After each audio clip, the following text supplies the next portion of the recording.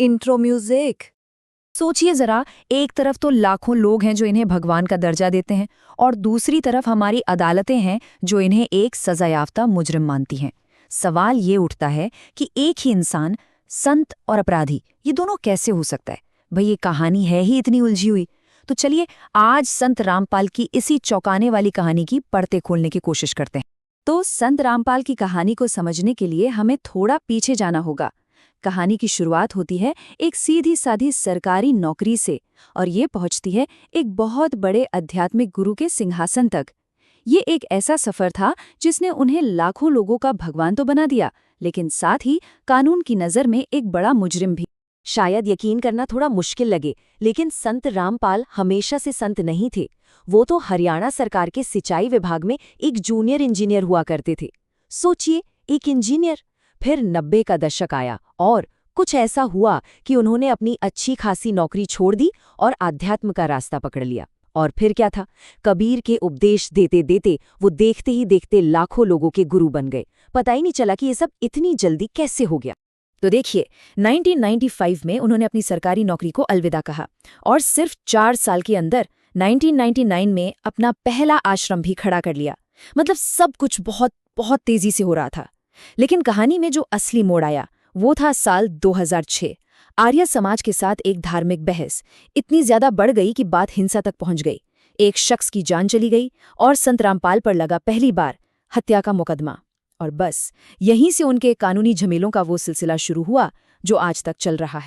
अब कहानी आगे बढ़ती है साल 2014 तक, और 2006 वाला जो हत्या का मामला था ना, वो अब तक उनके गले की फांस बन चुका था। रामपाल बार बार कोर्ट में पेशी से बच रहे थे और जाहिर है अदालत का सब्र भी एक दिन जवाब दे गया। तो नवंबर 2014 में पुलिस को ऑर्डर मिले कि इन्हें गिरफ्तार किया जाए, और यहीं से वो घटना शुरू हुई जिसने सच में पूरे देश को हिला कर रख दिया था। और देखिए, ये कोई मामूली गिरफ्तारी नहीं होने वाली थी, बिल्कुल नहीं। पूरे 18 दिनों तक हिसार में उनका आश्रम एक किले जैसा बन गया। सोचकर देखिए, अंदर हजारों की तादाद में भक्त मौजूद थे और बाहर हजारों पुलिस वाले, दोनों आमने सामने। माहौल बिल्कुल किसी जंग के मैदान जैसा हो गया था। अब इस पूरे टकराव की ना तो बिल्कुल अलग अलग कहानियां सामने आती हैं, और सच किधर है ये कहना आज भी बहुत मुश्किल है। एक तरफ है पुलिस का वर्जन। उनके मुताबिक भक्तों को ह्यूमन शील्ड यानी इंसानी ढाल बनाया गया और आश्रम के अंदर से उन पर जानलेवा हमले हुए। और दूसरी तरफ है भक्त, जिनका कहना है कि पुलिस ने ही सारी हदें पार कर दी थी और जितनी भी मौतें हुई वो सब पुलिस की कार्रवाई की वजह से हुई। सच शायद इन दोनों कहानियों के बीच कहीं फंसा हुआ है। इस टकराव का जो अंजाम था वो बहुत ही भयानक था।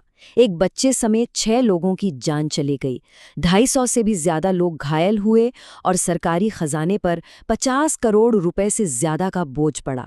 और यही वो घटना थी जिसने रामपाल पर वो संगीन आरोप लगा दिए जिनसे बचना लगभग नामुमकिन लग रहा था।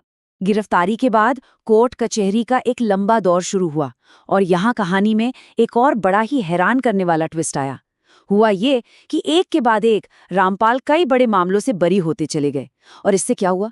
इससे उनके भक्तों का जो विश्वास था वो और भी पक्का हो गया कि उनके गुरु को जानबूझकर फंसाया जा रहा है। जरा देखिए तो सही, सरकारी काम में बाधा डालना, लोगों को बंधक बनाना, और 2006 वाला जो पहला हत्या का मामला था ना, वो भी। इन सभी संगीन इल्जामों से अदालत ने उन्हें बरी कर दिया। मतलब सालों तक केस चले, लेकिन नतीजा सिफर। और बस यही वो बात थी जो उनके भक्तों के मन में घर कर गई।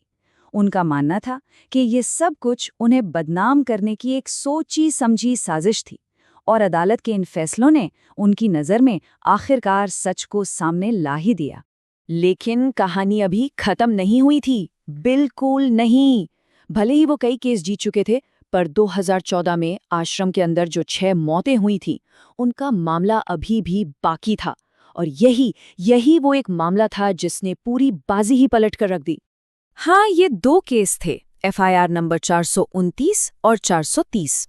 ये दोनों सीधे सीधे उन 6 लोगों की मौत से जुड़े हुए थे, और यही वो मामले थे जिनमें आखिरकार रामपाल को सबसे बड़ी सजा मिली। अक्टूबर 2018, जब सजा सुनाई जा रही थी, उस वक्त रामपाल ने अदालत से रहम की गुहार लगाई। उन्होंने खुद को एक समाज सुधारक के तौर पर पेश किया और कहा, मैं कबीर का भक्त हूँ, मैं सामाजिक कार्यकर्ता हूँ, मैं आदतन अपराधी नहीं हूँ, मुझ पर दया करें। लेकिन जज का जवाब उतना ही तीखा और साफ था। उन्होंने धर्म और अपराध के बीच एक लकीर खींचते हुए जो कहा, वो सुनने वाला है। उन्होंने कहा, मैं खुद कबीर का भक्त हूँ। आप धर्म की आड़ में अपराध की सजा से नहीं बच सकते, आपको सजा भुगतनी ही पड़ेगी। और बस इसी तर्क के साथ अदालत ने उन्हें उम्र कैद की सजा सुना दी। और अब कहानी अपने सबसे ताज़ा और शायद सबसे ज्यादा उलझे हुए मोड़ पर आ चुकी है। उम्र कैद की सजा तो हो गई थी, लेकिन इसके बावजूद हाल ही में कुछ ऐसा हुआ है जिसने एक बार फिर सबको चौंका दिया है। तो हुआ ये, 2018 में जब सजा मिली तो इस फैसले को हाईकोर्ट में चुनौती दी गई और अब करीब 10 साल जेल में बिताने के बाद हाईकोर्ट ने उनकी उम्र कैद की सजा को सस्पेंड कर दिया है, यानी निलंबित कर दिया है। इसका सीधा मतलब ये है कि जब तक उनकी मेन अपील पर आखिरी फैसला नहीं आ जाता तब तक वो जमानत पर बाहर रहेंगे। पर हाँ, एक बात साफ कर दें, ये रिहाई नहीं है, ये सजा पर सिर्फ एक टेम्पररी रोक है। तो अब सवाल उठता है कि भाई हाई कोर्ट ने आखिर ऐसा फैसला दिया क्यों? देखिए, अदालत ने कुछ बातों पर गौर किया। पहली, रामपाल की बढ़ती उम्र जो 74 साल हो चुकी है। दूसरी, वो 10 साल से ज्यादा की सजा पहले ही काट चुके हैं। और सबसे बड़ी बात ये थी कि केस के जो मुख्य गवाह थे वो ही अपने बयान से मुकर गए। कोर्ट ने ये भी माना कि मौतें हत्या से हुई या फिर पुलिस एक्शन में दम घुटने से, इस पर भी पक्के सबूत नहीं हैं। इन सब वजहों से पूरा केस ही कमजोर पड़े। हाँ, पर एक बात समझना बहुत जरूरी है, रामपाल पूरी तरह से आजाद नहीं हुए हैं। हत्या के मामलों में उनकी सजा सिर्फ सस्पेंड हुई है, खत्म नहीं। और इससे भी बढ़कर उन पर 2014 के उसी टकराव से जुड़ा देशद्रोह यानी सेडिशन का एक बहुत ही गंभीर मामला अभी भी पेंडिंग है, जिसका ट्रायल होना बाकी है। तो आखिर में सवाल वहीं आकर खड़ा हो जाता है, इस कहानी को कैसे देखा जाए? एक तरफ एक गुरु जिसे हत्या के लिए उम्र कैद हुई, लेकिन फिर सबूतों के सवालों के बीच जमानत भी मिल गई। तो क्या ये एक साजिश और उत्पीड़न की कहानी है जैसा उनके भक्त मानते हैं, या फिर ये हमारे सिस्टम और न्याय में हो रही देरी की कहानी है जैसा कई लोग कहते हैं?